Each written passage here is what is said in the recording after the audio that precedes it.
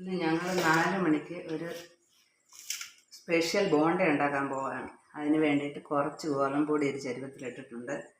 ഒരു 8 ചക്കപ്പഴം കുരുവൊക്കെ കളഞ്ഞ് വൃത്തിയാക്കി വെച്ചിട്ടുണ്ട്. കുറച്ച് ശർക്കര ചീകി വെച്ച്, ഒരു 7-8 ഏലക്കായ, അതിൻ്റെ കൂടെ ശകല ജീരകം മിക്സിയുടെ ജാറിലോട്ട് ഇട്ട് കൊടുത്ത്, ഇനി ഈ ചക്കപ്പഴം ഈ മിക്സിയിലോട്ടിട്ട്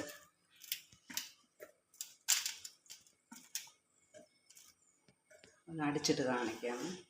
ഇനി ഇതിലോട്ട് ഏലക്കായും ഈ ശർക്കരയും കൂടെ ഇട്ട് കൊടുക്കുകയാണ്.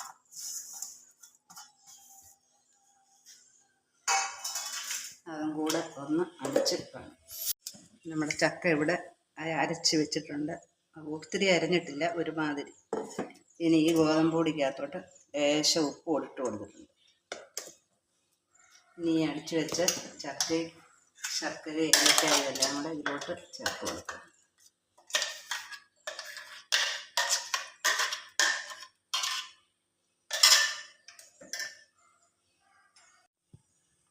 നമ്മുടെ ആ ചക്കയും ശർക്കരയും എല്ലാം കൂടെയുള്ള അരച്ചതും ആ ഗോതമ്പൊടി എല്ലാം കൂടി ഞാൻ ഇളക്കി യോജിപ്പിച്ച് വെച്ചിട്ടുണ്ട്. ഇനി ഒരു അരമണിക്കൂർ കഴിഞ്ഞിട്ട് ഇത് ചെറിയ ഉരുളയാക്കി ബോണ്ട പോലാക്കിയിട്ട് കാണിക്കുക.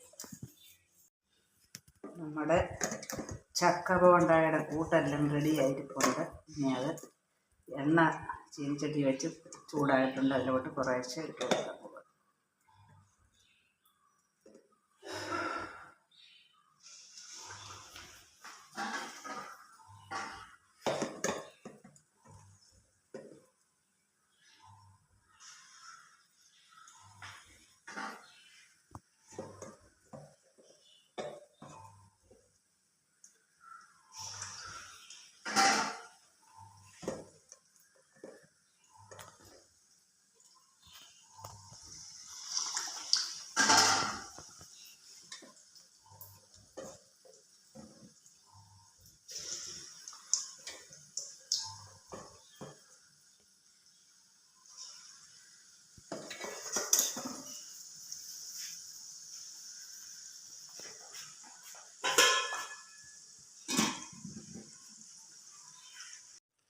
നമ്മുടെ ചക്ക ബോണ്ട ഇവിടെ റെഡി ആയിട്ടുണ്ട്. നല്ല സോഫ്റ്റ് ആയിട്ടുള്ള ബോണ്ടയാണ്.